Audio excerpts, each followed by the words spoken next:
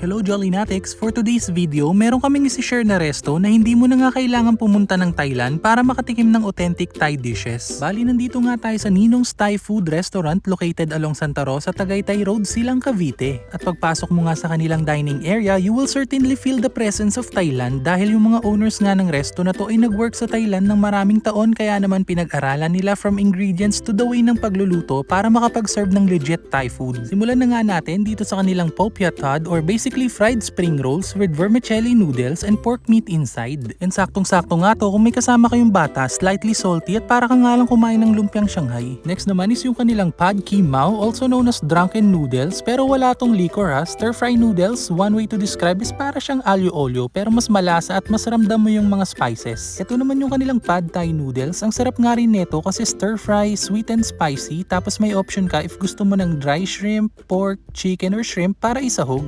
Ito naman yung kanilang pad krapaw, chicken stir fry with basil, savory, sweet and spicy yung lasa niya, and ang sarap nitong iulam sa kanin. Tapos ito yung pork pad namprik pao, same lang din stir fry yung luto, and ang sarap nung ginamit na chili paste. Saktong-sakto rin pang ulam at mapapa-extra rice ka talaga sa sobrang malasa. Ito naman yung kanilang plakapong Nyung Manaw tilapia, steamed fish to with namjim or lime and garlic sauce. Medyo mabibigla ka lang sa una since may asim at konting kick yung sauce, pero nung tumagal na, nagustuhan na rin namin. And nakakatuwa nga rin kasi first time namin makatikim ng gantong luto ng fish. Punta naman tayo sa drinks. Unahin na natin tong kanilang Chan Nom Yen na gawa sa organic tea leaves. Creamy at lasang-lasa mo talaga yung tea but not overwhelming. Ito naman yung kanilang Cha Kyo Yen na gawa sa natural jasmine tea, and best way to describe this is halos kalasa siya ng matcha, and nagustuhan talaga namin to. Next naman is yung kanilang Nom Yen or Thai pink milk. Sakto nga to if may kasama kayong kids, and nagustuhan talaga to ni Kuya at ni Bunso. Ito naman yung kanilang Rosel tea or family ng gumamela. May pagka-sour at konting sweetness, and yung lasa nga niya ay may pagka-similar dun sa hibiscus tea ng Starbucks.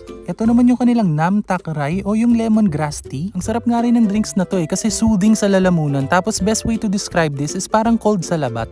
And lastly, ito naman yung kanilang cream soda manaw. Malalasa mo talaga yung pagka-lime niya, pero yung maganda dito, hindi siya ganun ka-carbonated, kaya masarap siyang inumin. And for desserts naman, we had their mango sticky rice. And I'm sure napanood nyo na to sa mga TikTok or Reels. Steamed glutinous rice na lalagyan mo ng toppings na coconut milk, tapos ipapartner mo dun sa mango. And promise, ang sarap talaga nung combination ng asim, tamis at alat. And para sa amin, panalo talaga to. So there you go, Jollynatics. I hope nabigyan na naman namin kayo ng idea kung saan masarap mag-food trip, lalo na kung naghahanap kayo ng mga authentic Thai dishes. At kung natakamat nag-enjoy nga kayo sa video na to, please don't forget to like, share, and follow our page for more videos like this. And as always, thank you for watching!